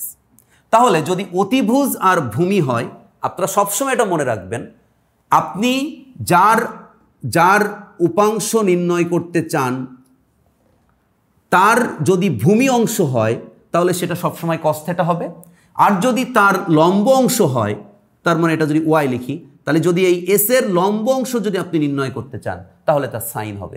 আপনারা বলবেন স্যার কেন হবে, আমরা তা বিশ্বাস করি না। তাহলে আমরা এখন দেখতে চাই যদি আমরা cos θ চিন্তা করি। আচ্ছা আপনারা এখন বলবেন স্যার cos θ কেন চিন্তা করব? কারণ আমরা এখানে দেখতে পাচ্ছি যে আমরা ভূমি অংশটা এখানে ব্যবহার করছি, আর এই ভূমিটা আসলে প্রয়োগকৃত বলের দিকেই সরণ। তাহলে আমরা এখন বলতে পারছি যে cos ইকুয়াল টু হচ্ছে ভূমি বাই অতিভুজ। তাহলে প্রিয় শিক্ষার্থীরা, এখানে ভূমি কোনটা? এখানে ভূমি হচ্ছে এক্স, আর অতিভুজ কোনটা? অতিভুজ হচ্ছে এস। তাহলে আপনারা দেখতে পাচ্ছেন x equal to S cos θ। প্রিয় শিক্ষার্থীরা, আপনারা সবাই একটু মনোযোগ দিয়ে খেয়াল করেন। আমি বলেছিলাম এখানে যে আমি এক্স ইকুয়াল টু এস এটা লিখতে পারি না, কিন্তু আমরা এটা লিখতে পারি যে x not equal to S. আপনারা তখন বলেছিলেন যে কেন আমরা এক্স আর এস সমান না, তখন আমরা দেখেছিলাম যে থেটার কারণে, তার মানে এখানে থেটা নট ইকুয়াল টু 0, সেই জন্য এক্স আর এস সমান না। এক্সটা হচ্ছে সরণের অংশ বা উপাংশ। তাহলে এক্সটার মান কত? প্রিয় শিক্ষার্থীরা, আমরা এতক্ষণ ক্যালকুলেশন করে বের করেছি এফ, এই এক্সটা সরণের অংশ, এটার এক্সের পরিবর্তে এস লিখতে পারছি না কারণ থেটা। তাহলে থেটা আমাদের এই সমস্যাটার সলভ করবে, যেটা আমরা লিখেছি cos θ। প্রিয় শিক্ষার্থীরা, আশা করছি আমরা বিষয়টি বুঝতে পেরেছি। আপনি এখন আমার কাছে প্রশ্ন করতে পারবেন, স্যার আমরা তো ওয়াই অর্থাৎ এর এই যে অংশটা এস cos θ, আমরা এটা বিবেচনা না করে আমরা তো ওয়াই অংশটা অর্থাৎ আমরা এখানে বিবেচনা করেছি বা এক্স cos θ এটা হচ্ছে ওই এস ভেক্টরটার ভূমি উপাংশ। প্রিয় শিক্ষার্থীরা, আশা করছি আপনারা শুনতে পাচ্ছেন সবাই বা বুঝতে পারছেন, এখানে এক্স হচ্ছে ভূমি উপাংশ কার? এস এর ভূমি উপাংশ। এখানে এক্সটা হচ্ছে এস এর ভূমি উপাংশ। তাহলে আপনারা আমাকে প্রশ্ন করতে পারেন, স্যার ঠিক আছে আমরা বুঝে গেছি যে ভূমি উপাংশটা আমরা নিব কারণ এখানে এক্সটার দিক বা এই সরণটা হচ্ছে প্রযুক্ত বলের অভিমুখে। এখন প্রশ্ন হচ্ছে ওয়াইটা আমরা কেন নিব না? ওয়াইটা আমরা এই কারণে নিব না কারণ এখানে বস্তুটির যে সরণ, সেই সরণের ক্ষেত্রে ভূমিকা রেখেছে এই ভূমি। সরণটা কিন্তু ভূমির দিকে, লম্বটা কিন্তু সরণের জন্য এফ বল দ্বারা সরণের জন্য। আপনি এখন বলতে পারেন স্যার এফ ড্যাশ, তাহলে এফ ড্যাশের জন্য সেটা সাইন হতো, কিন্তু এখানে এফ এর জন্য কিন্তু সেটা কজ, কারণ এফ বলের জন্য প্রযুক্ত যে সরণ বা এফ বলের জন্য সৃষ্টি হওয়ার যে সরণ সেটা কিন্তু এ থেকে সি বরাবর, যেটা ভূমি অংশের সাথে মিলে। প্রিয় শিক্ষার্থীরা, আশা করছি আমরা এই বিষয়টি বোঝার চেষ্টা করেছি। আচ্ছা, যদি আমরা এই বিষয়টি ভালোভাবে বুঝতে না পারি তাহলে আমি আরেকটা উদাহরণ দিচ্ছি, সবাই একটু আমরা খেয়াল করি। তো আমি এইটা একটু রিক্যাপ করতে চাই। এখানে এ বি ডি এটা একটা সমকোণী ত্রিভুজ। সমকোণী ত্রিভুজ থেকে আমরা দেখতে পাচ্ছি এ বি এটা অতিভুজ, কারণ ডি কোণটা 90 ডিগ্রি, আমরা এখানে স্পষ্ট দেখতে পাচ্ছি এই কোণটা 90 ডিগ্রি, আমাদের বিবেচনাধীন কোণ হচ্ছে থিটা। তাহলে এ বি হচ্ছে তার অতিভুজ, আর এডি হচ্ছে ভূমি, আর বিডি হচ্ছে লম্ব। কিন্তু আমরা এই লম্ব উপাংশটা নিচ্ছি না, কারণ যে সরণ আমরা বিবেচনা করছি বলের দিকে সেটা আসলে ভূমি বরাবরই, এই জন্য আমরা এই ভূমি অংশটা নিয়ে আলোচনা করছি। তাহলে ভূমি আর অতিভুজ যখন আমাদের বিবেচনার বিষয়, তখন আমাদের স্বাভাবিকভাবে cos θ আসবে। ঠিক আছে, সেখান থেকে আমরা মান বের করে পেয়েছি, সেটা হলো W = FS cos θ। ঠিক আছে, এখানে S cos θ কে X cos θ হলো S cos θ হলো X। ঠিক আছে, তার মানে হচ্ছে S cos θ হলো S এর ভূমি উপাংশ। আমরা S এর ভূমি উপাংশ নিয়েই আলোচনা করতে চাই। এখন আপনারা যদি কেউ মনে মনে ভাবেন বা কেউ যদি চিন্তা করতে থাকেন যে এই ব্যাপারটা আরেকটু ক্লিয়ার করলে ভালো হতো, যে এখানে আমরা এই Y অংশ নিচ্ছি না কেন, বা Y কোনো কাজ করছে না, আমি আরও একবার বলছি, এখানে আমরা প্রযুক্ত বল F দ্বারা কৃত কাজ হিসাব করছি। এই প্রযুক্ত বল F দ্বারা কৃত কাজের জন্য আমাদের সরণটা ভূমি উপাংশই হিসাবে নিতে হচ্ছে, আমাদের এখানে লম্ব উপাংশ লাগছে না। এখন আপনারা বললেন, তাও আপনারা বিশ্বাস করেন না, আপনাদেরকে ব্যাখ্যা করে বলতে হবে যে কেন আমি লম্ব উপাংশ ইউজ করছি না, কেন cos θটাই সরণের জন্য কাজে লাগছে। প্রিয় শিক্ষার্থীরা, আমরা এই বিষয়টি এখন আলোচনা করার চেষ্টা করব। আপনাদের যে প্রশ্নটি ছিল যে আমাদের কেন ভূমি অংশ এখানে সরণের জন্য ভূমিকা পালন করছে, কেন সাইন অংশ কোনো ভূমিকা পালন করছে না, আমি এটার একটা চিত্র সহ আপনাদেরকে ব্যাখ্যা দিতে চাচ্ছি। তাহলে প্রিয় শিক্ষার্থীরা, আমরা কিন্তু উপাংশের ব্যাপারটা একটু খেয়াল রাখার চেষ্টা করব, যে ভেক্টর রাশিগুলো দ্বারা যখন অনেকগুলো ভেক্টর রাশি, বা মনে করেন ব্যাপারটা যদি এরকমভাবে আমরা একটু চিন্তা করতাম, যে এখানে একটা ফুটবল আছে, তো এখানে একটা বাচ্চা আছে যার নাম হচ্ছে রিঙ্কি, আর এখানে যে একটা বাচ্চা আছে যার নাম হচ্ছে পিঙ্কি। তো এরা দুইজন ফুটবল খেলছিল। তো এই ফুটবলটাকে দেখে পিঙ্কি এটার উপর লাথি মারলো, এখান থেকে বস্তুটা এই দিকে বল প্রয়োগ করলো, আর রিঙ্কি এখানে কি করলো, বস্তুটার উপরে এই দিকে বল প্রয়োগ করলো। এখন আপনি এদিকে একটু চিন্তা করেন তো, ঘটনাটা কি ঘটবে? দুইজন তো দুই দিকে বল প্রয়োগ করছে বলটার উপরে, একজন বল প্রয়োগ করছে এই দিকে, আর একজন বল প্রয়োগ করছে এই দিকে। তার মানে এটা হচ্ছে FP মানে পিঙ্কি দ্বারা বল, আর এটা হচ্ছে FR রিঙ্কি দ্বারা বল। এখন প্রশ্ন হলো, এই ফুটবলটা, যে ফুটবলটার উপরে দুটি বল প্রযুক্ত হয়েছে, সেই ফুটবলটা কোন দিকে যাবে? প্রিয় শিক্ষার্থীরা, ফুটবলটা যাবে যে পথে, সেইটাকে আমরা বলি হচ্ছে লব্ধি F বা লব্ধি বল। ওকে, তার মানে আপনি চিন্তা করেন, এই লব্ধি বলটার দিকেই আসলে এই ফুটবলটা গতিশীল হবে। তাহলে এটা একটা ভেক্টর না? তাহলে দেখেন, এই ভেক্টরটার কিন্তু দুটি অংশ, একটা হচ্ছে এই অংশ, একটা হচ্ছে এই অংশ। আমি বুঝাইতে পারছি কিনা? ঠিক আছে, তাহলে যারা ভেক্টর রাশি হয়, এরকম অনেকগুলোই ভেক্টর রাশি দ্বারা যদি একটি মাত্র ভেক্টর পাওয়া যায়, তাহলে ওই যে ভেক্টরগুলো দ্বারা আপনি নতুন একটা ভেক্টর পেয়েছেন, তার মানে এখানে FP আর FR এই দুটো ভেক্টর দ্বারা আপনি এখানে এই Fটা পেয়েছেন। তাহলে এই F ভেক্টরটার উপাংশ হবে FR আর FP। তাহলে আমরা এখানে দেখতে পাচ্ছি S হচ্ছে এখানকার সরণ। তাহলে আমরা এখান থেকে যখন লম্ব টেনেছি, তখন Xটা হলো এই সরণের ভূমি অংশ, আর Yটা হচ্ছে এই সরণের লম্ব অংশ। আমরা এখানে কাজের ক্ষেত্রে F প্রযুক্ত বল দ্বারা কাজের ক্ষেত্রে আমরা পেয়েছি W = FS cos θ। S cos θ হচ্ছে ভূমি অংশ। এখানে কাজ সম্পাদনের জন্য ভূমি অংশই আমাদের প্রয়োজন, কারণ প্রযুক্ত বলের দিক ভূমি অংশের দিকে, আমাদের লম্ব অংশ প্রয়োজন নেই। আপনারা সেখানে প্রশ্ন করেছেন, কেন লম্ব অংশ প্রয়োজন নেই, লম্ব অংশের কাজটা তাহলে এখানে কি? আমি সেটা একটু ব্যাখ্যা করতে চাই আমার মতো করে। তো প্রিয় শিক্ষার্থীরা, আপনারা একটু চিন্তা করেন, এই চিত্রগুলো আপনারা আগেও দেখেছেন অনেকবার। এখানে একটা ভূমি আছে, আর এখানে একটা বস্তু আছে। সবাই একটু ভালো করে চিন্তা করবেন। এই যে বস্তুটার আমরা ধরে নিচ্ছি, এই বস্তুটার এই দিকে হচ্ছে সরণ, এদিকে হচ্ছে সরণ ঘটছে। ঠিক আছে, আর কেউ একজন এই বস্তুটার উপরে বল প্রয়োগ করছে, যে বলের নাম হচ্ছে T, এদের মধ্যবর্তী কোণ হচ্ছে θ। আচ্ছা প্রিয় শিক্ষার্থীরা, ভালো করে বোঝার চেষ্টা করতে হবে। আপনার বোঝার চেষ্টা যেটা করতে হবে সেটা হলো, এই বস্তুটার উপরে ভালো করে খেয়াল করার চেষ্টা করেন।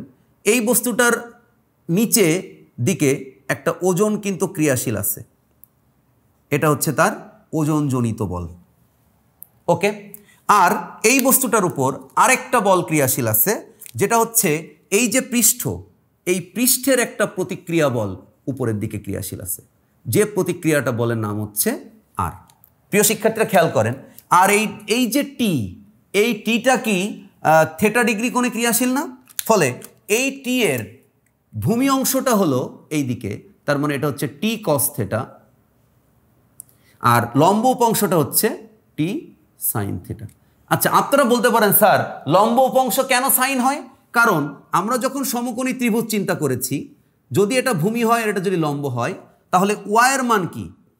ওয়াইয়ের মান হচ্ছে, ওয়াই হচ্ছে এখানে লম্ব আর এখানে এটা হচ্ছে অতিভুজ। তাহলে আপনারা একটু চিন্তা করে দেখেন তো, অতিভুজ আর লম্ব যখন আসে, তার মানে তখন আমরা কোনটা নিয়ে আসি? তখন আমরা সাইন নিয়ে আসি। তাহলে উপরে হচ্ছে লম্ব আর নিচে হচ্ছে অতিভুজ, তাহলে ওয়াই ইকুয়াল টু হচ্ছে এস সাইন থিটা। তার মানে লম্ব উপাংশ হচ্ছে সাইন থিটা, লম্ব উপাংশ হচ্ছে সাইন থিটা আর ভূমি উপাংশ হচ্ছে কস থিটা। তাহলে বস্তুটাকে আমি বল প্রয়োগ করেছিলাম এই দিকে, তাহলে বস্তুটা তো ভূমির দিকেই গতিশীল হচ্ছে। তাহলে এই যে সরণ, এই সরণের জন্য এই টিটা কি দায়ী? আসলে এই টিটা যেহেতু ভূমির সাথে একটা কোণ করে আছে, বা যেদিকে সরণ করছে তার সাথে কোণ করে আছে, তার মানে এই ভেক্টর টি এর দুটি উপাংশ আছে, একটা হচ্ছে টি কস থেটা, একটা হচ্ছে টি সাইন থেটা। তাহলে টি কস থেটার কাজটা কি? ভূমি বরাবর, তার মানে এই বস্তুটা ভূমি বরাবর সরে যাচ্ছে। আর টি সাইন থেটার কাজ হচ্ছে কি? লম্ব বরাবর। তাহলে এই টিটার এইটা হচ্ছে ভূমি টি কস থেটা, আর এইটা হচ্ছে লম্ব, সেটা হচ্ছে টি সাইন থেটা। এবার আপনারা একটু খেয়াল করেন, এখানে উপরের দিকে দুটো বল ক্রিয়াশীল। একটা হচ্ছে এই যে মেঝে আমরা দেখতে পাচ্ছি, বা ফ্লোর আমরা দেখতে পাচ্ছি, বা মাটি বা মাঠ আমরা দেখতে পাচ্ছি, তার প্রতিক্রিয়া বল প্লাস, দেখেন এই প্রতিক্রিয়া বল আর এই টি এর যে লম্ব উপাংশ সেটা হচ্ছে টি সাইন থিটা। সবাই একটু খেয়াল করেন, এটার দিক কিন্তু একই দিকে। ওকে প্রিয় শিক্ষার্থীরা, এইটা ইকুয়াল টু, আপনারা একটু দেখবেন, এইটা ইকুয়াল টু, আসলে আমি এখানে একটু ছোট করে লিখছি, আপনাদের দেখতে অসুবিধা হতে পারে, আপনারা একটু কনসিডার করেন। তাহলে আমরা এখানে দেখতে পাচ্ছি টি আর প্লাস টি। দেখেন খেয়াল করে, এখানে আর প্লাস টি মানে কি? আর মানে হচ্ছে, এখানে আর মানে কি আমি একটু লিখে রাখি, আর মানে হচ্ছে ফ্লোরের প্রতিক্রিয়া, আর মানে হচ্ছে ফ্লোরের প্রতিক্রিয়া, ঠিক আছে। আর টি কস থেটা, টি সাইন থেটা, এটা হচ্ছে বলের লম্ব উপাংশ, ঠিক আছে। তাহলে এখানে টি সাইন থেটা হচ্ছে টি বলের লম্ব উপাংশ। তাহলে দেখেন এই যে ফ্লোরের প্রতিক্রিয়া বল এই বস্তুটার উপরে, আর লম্ব উপাংশ সেটা হচ্ছে একই দিকে, এই জন্য এটাকে যোগ করেছি। আর ওজনজনিত যে বল, এটা হচ্ছে ওজনজনিত বল, এই ওজনজনিত বল হচ্ছে নিচের দিকে। তাহলে আমরা বলতে পারি না যে R plus T sine theta equal to M G. এবার খেয়াল করেন, এখান থেকে যদি আমি একটুখানি লেখার চেষ্টা করি, বা একটু যদি গাণিতিকভাবে এটাকে লেখার চেষ্টা করি, তাহলে দেখেন আমরা লিখতে পারবো R equal to M G minus T sine theta. প্রিয় শিক্ষার্থীরা একটুখানি খেয়াল করেন, এই রাশিটা মানে কি দাঁড়ায়? আর ইকুয়াল টু প্রতিক্রিয়া বল equal to M G minus T sine theta. তার মানে এই টি সাইন থেটার কাজ হচ্ছে এই ওজন, নিচের দিকের যে ওজন, এই ওজনটাকে কমিয়ে দেওয়া। প্রিয় শিক্ষার্থীরা আমাদেরকে মনে রাখতে হবে, এই যে টি সাইন থেটা এর কাজ হচ্ছে আমাদের যে প্রতিক্রিয়া বল উপরের দিকে দিচ্ছে, সেই প্রতিক্রিয়া বলের মানটা কমিয়ে দেওয়া। তার মানে দেখেন ওজন থেকে সেটা বিয়োগ আকারে আছে। তার মানে আমি বলেছি একটি বস্তুর উপরে কিন্তু একটা বল কাজ করে না, অনেকগুলো বল কাজ করে। তাহলে আমরা এখানে দেখতে পাচ্ছি যে এই যে বস্তুটা যে ফ্লোরের উপর ছিল, সেই ফ্লোরটা ওকে একটা প্রতিক্রিয়া বল দিচ্ছে আর তার উপরে, তার বিপরীত দিকে ওজনজনিত একটা বল আছে। তাহলে এই প্রতিক্রিয়া বলের মানটা কেমন? এই প্রতিক্রিয়া বলের মানটাকে কমিয়ে দেওয়া হচ্ছে এই টি সাইন থেটার কাজ। তাহলে কস থেটার কাজ কি? কস থেটার কাজ হচ্ছে এই এস বরাবর, অর্থাৎ এই দিকে এই বস্তুটার সরণ ঘটানো। প্রিয় শিক্ষার্থীরা, আমরা এই চিত্র থেকে দেখতে পাচ্ছি টি সাইন থেটা লম্ব উপাংশটা কি করে, তার ওজন থেকে বিয়োগ হয়ে প্রতিক্রিয়া বল কমাতে সহযোগিতা করে, আর কস থেটাটা তার সরণের জন্য ভূমিকা রাখে। তাহলে প্রিয় শিক্ষার্থীরা, আশা করছি আমরা W equal to F S cos theta sine theta নিয়ে তাহলে আমরা মাথা ঘামাবো না। আপনারা সবসময় যেখানে যা পাবেন কস থেটা দিয়ে দেবেন, ঠিক আছে? তাহলে এখানে আমরা দেখতে পাচ্ছি W equal to F S cos theta, কারণ এখানে এস কস থেটাটা হলো প্রযুক্ত বলের দিকের অংশ, আর লম্ব দিকের লম্ব অংশটা আসলে কিন্তু আমার যে প্রযুক্ত বল যার জন্য আমি সম্পাদিত কাজ হিসাব করছি তার সরণের দিকের জন্য না, এই জন্য আমরা সাইন থেটা নিচ্ছি না। আর আমরা কিন্তু এখানে খুব বড় সড়ো করে অনেক গণিত, মানে আমি পড়াচ্ছি আসলে ফিজিক্স, কিন্তু ফিজিক্সের ভাষা আসলে গণিত, সেই জন্য আমি অনেক কিছু অঙ্ক আপনাদের করে ফেলাইছি একদিনে। আপনারা বারবার এই ভিডিওটা দেখবেন, আমার প্রশ্নগুলো খেয়াল করার চেষ্টা করবেন, আশা করি আপনারা বিষয়টি বুঝতে পারবেন। তাহলে স্পষ্টভাবে যে বিষয়টি এখানে ক্লিয়ার কাট বোঝা যাচ্ছে সেটি হলো আমরা লম্ব উপাংশ এখানে নিব না, আমরা নিব হচ্ছে প্রযুক্ত বলের দিকের অংশ, ঠিক আছে? সেই অংশটা আমরা নিয়েছিলাম, কিন্তু আমরা এস ইকুয়াল টু এক্স ছিল না, কারণ থেটা নট ইকুয়াল টু 0, সেই জন্য আমরা এক্স এর একটা মান বের করেছি যেটা হচ্ছে এস কস থেটা। এখানে এক্স হচ্ছে বলের দিকে সরণ, এস এর একটি উপাংশ, ঠিক আছে? আচ্ছা, আপনারা এখানে এই বস্তুটির ক্ষেত্রে বস্তুটি সরণ হচ্ছে বাম থেকে ডান দিকে, কিন্তু আমি বলটি প্রয়োগ করেছি থেটা কোণে উপরের দিকে। তাহলে এই বলের দুটো উপাংশ, টি কস থেটা যেটা এই সরণের জন্য হেল্পফুল, আর টি সাইন থেটা যেটা সেটা হচ্ছে এই প্রতিক্রিয়া বলকে কমায়। কিভাবে? ওজন থেকে সেটা বিয়োগ হয়ে প্রতিক্রিয়া বলের মান কমাতে সাহায্য করে, যেটার সাথে সরণের কোনো লেনাদেনা নাই। প্রিয় শিক্ষার্থীরা, আশা করছি আমরা বুঝতে পারছি, সেই জন্য আমরা এফ এস কস থেটা। তাহলে আমরা আরও একবার কাজের নতুন একটা সংজ্ঞা শেখার চেষ্টা করেছি। তাহলে কাজের নতুন একটা সংজ্ঞাকে আমরা কিভাবে লিখতে পারি? কাজের নতুন একটা সংজ্ঞাকে আমরা লিখতে পারি হচ্ছে W equal to F S cos theta. এখন প্রশ্ন হলো, কেন আমরা এটা লিখব? আমরা এটা তখন লিখব, আমরা এই সংজ্ঞাটি বা সমীকরণটি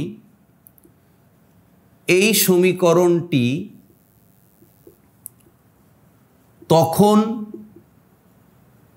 লিখব যখন প্রযুক্ত বল ও সরণ এর দিকের মধ্যবর্তী কোণ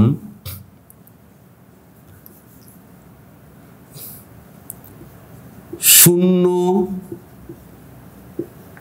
হবে না, থিটা হবে।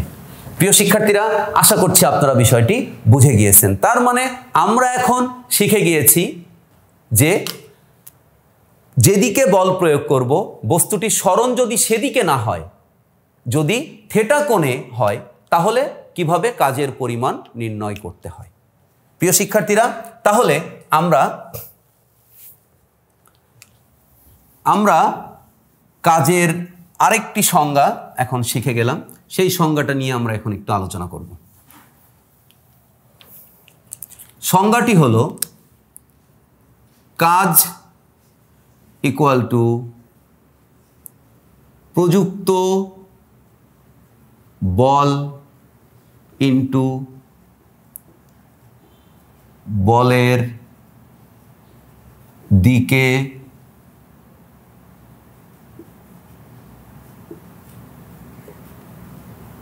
সরণের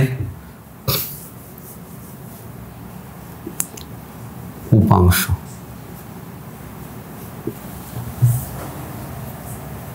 প্রযুক্ত বল এফ, আমি যে 4টা কি পয়েন্ট আপনাদেরকে লিখেছিলাম সেখানে আমরা বলেছিলাম কোন বল দ্বারা কাজ করছেন সেটা নির্দিষ্টভাবে চিহ্নিত করতে হবে। তাহলে এখানে এস কস থিটা, তাহলে অতএব W equal to F S cos theta, এটা হচ্ছে সুপার ডুপার বাম্পার হিট। ওকে, আচ্ছা, এখন আমরা এখানে একটু ব্যাখ্যা দিতে চাই। আমরা বলছি এই সমীকরণটা আমরা তখন লিখব যখন প্রযুক্ত বল ও সরণের দিকের মধ্যবর্তী কোণ 0 হবে না, থিটা হবে।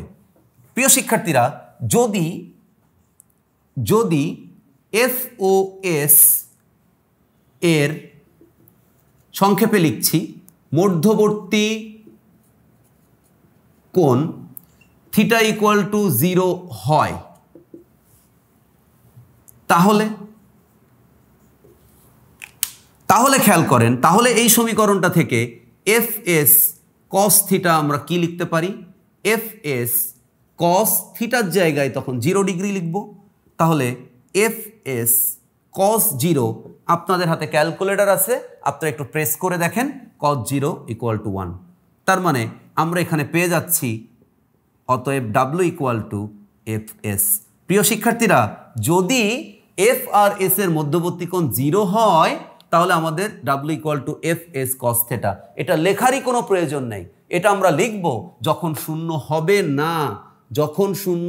না, যখন থিটা হবে তখন, ঠিক আছে? আর যখন 0 হবে তখন আমরা W equal to F S লিখে ফেলব। তাহলে প্রিয় শিক্ষার্থীরা, আমরা আমাদের আজকের লেকচারে খুবই চমৎকার একটি বিষয় নিয়ে আলোচনা করেছি, সেটা হচ্ছে কাজ কাকে বলে। ঠিক আছে, আমাদের একটা প্রশ্ন বাকি ছিল, সেই প্রশ্নটা দিয়ে আমরা আজকের ক্লাস শেষ করব। সেটা হচ্ছে কাজ কেন স্কেলার? প্রিয় শিক্ষার্থীরা,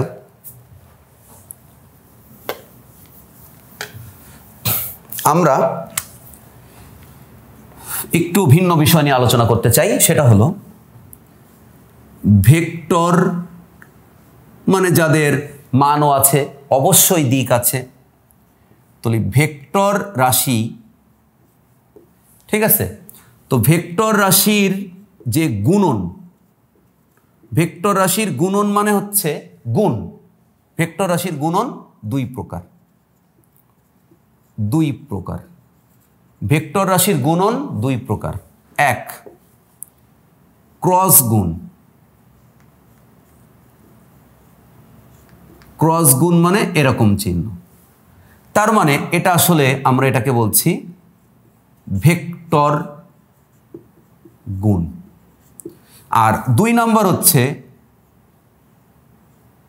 ডট গুণ। তো ডট গুণ মানে হচ্ছে স্কেলার গুণ, ঠিক আছে? তো আমরা এই যে ডট গুণের যে সংজ্ঞা, এই ডট গুণের সংজ্ঞা হচ্ছে এ ও বি যদি দুটি ভেক্টর হয়, যদি দুটি ভেক্টর হয় তাহলে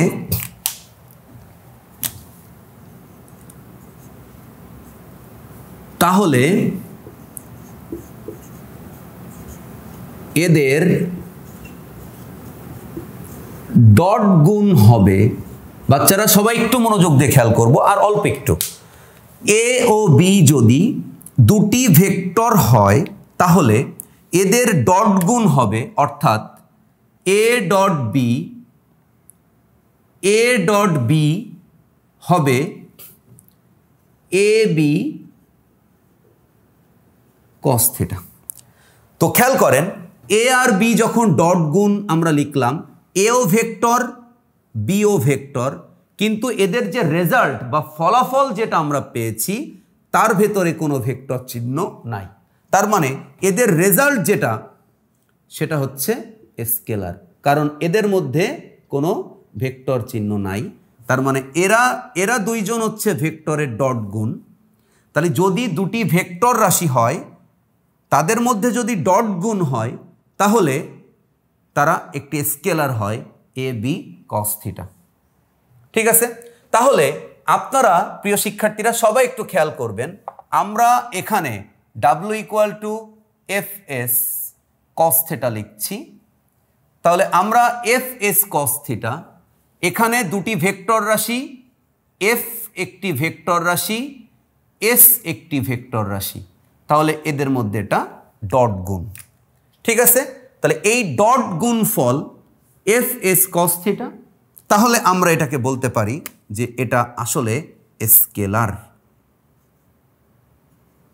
তাহলে এদের ডট গুণ ফলের রেজাল্ট হবে স্কেলার, তাহলে কাজ বা ডাব্লু সেটা স্কেলার। প্রিয় শিক্ষার্থীরা, তাহলে আমরা আজকের ক্লাসে কি কি শিখলাম? আমরা আজকের ক্লাসে শিখলাম কাজ কাকে বলে। আমরা আজকের ক্লাসে শিখলাম কাজের একক, মাত্রা এবং কাজ একটি স্কেলার রাশি। ঠিক আছে, আমরা এতটুকুই পড়েছি এতটা সময় জুড়ে। আগামী ক্লাসে আপনাদের আবার দেখা হবে আমাদের সাথে এবং আমরা আরও মজার একটি টপিক নিয়ে আপনাদের সামনে হাজির হব। আমাদের আগামী লেকচারের টপিক হবে কাজের প্রকারভেদ। প্রিয় শিক্ষার্থীরা, সবাই ফিজিক্স ল্যাবের সাথেই থাকবেন। আল্লাহ হাফেজ, সবাই সুস্থ থাকবেন।